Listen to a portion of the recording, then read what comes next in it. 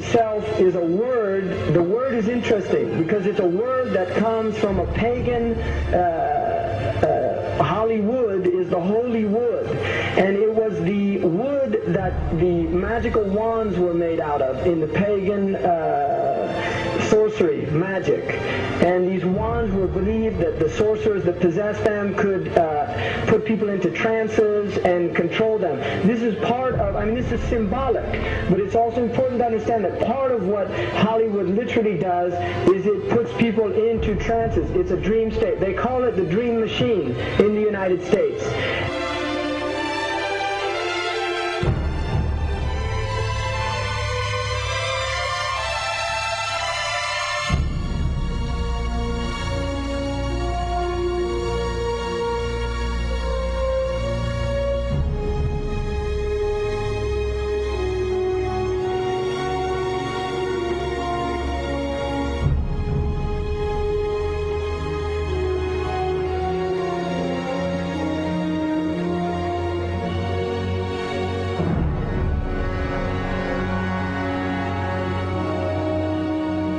Creates fantasies for people. It puts people into these things. Now, one of the things is interesting that in the part of what's done in movie theaters, in darkened rooms where people watch television, is literally a trance state that occurs. What's called suspended state of disbelief. You enter into a state, you suspend your disbelief and enter into a state whereby you begin to believe what you internally realize is imagination.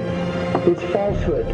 Films are magic. It's just magic. You go and you watch these things and people get caught up in them. People cry during films, all this catharsis that takes place in these things. Many of the films, and this is an important element in the control mechanism, is literally allow people to go and have certain type of catharsis as a purging experience, which Aristotle talks about the necessary element. One of the necessary elements of tragedy is to create this cathartic experience. And this is why a lot of the films, especially also news and things like this is why news is very important in this culture. Everybody watches the news. They have this tragic, cathartic experience of watching the tragedies of others and then feeling safe and complacent in their own experience of this suspended state of illusory well-being. So these are very intricate and sophisticated methods. Now, I think it's dangerous, although there are elements, there's concerted efforts that take place, there's also a lot of people that have similar worldviews that aren't necessarily working together in concerted efforts.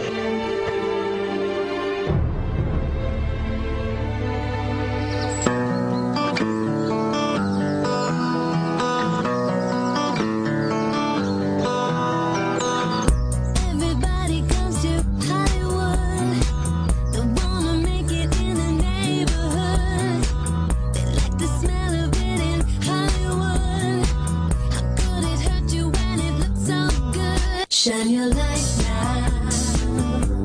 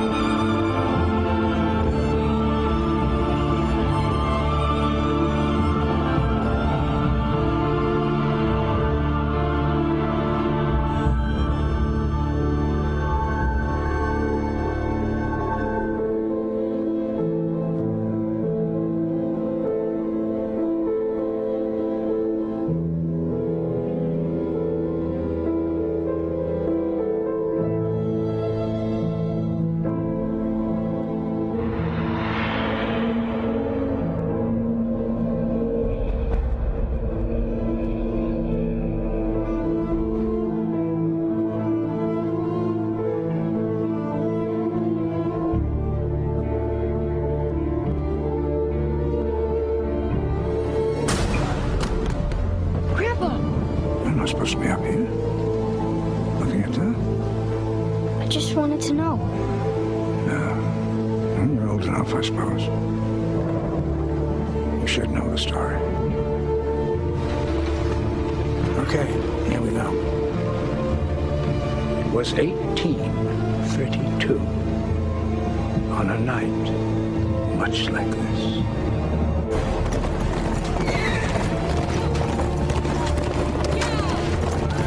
Charles Carroll was the last surviving signer of the Declaration of Independence. He was also a member of a secret society known as the Masons, and he knew he was dying. He woke up his stable boy in the middle of the night and ordered him to take him to the White House to see Andrew Jackson, because it was urgent that he speak to the president. Did he talk to him?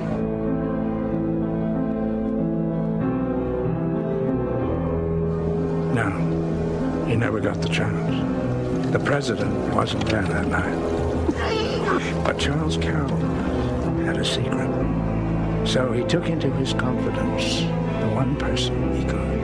My grandfather's grandfather, Thomas Gates. What was his secret? A treasure. A treasure beyond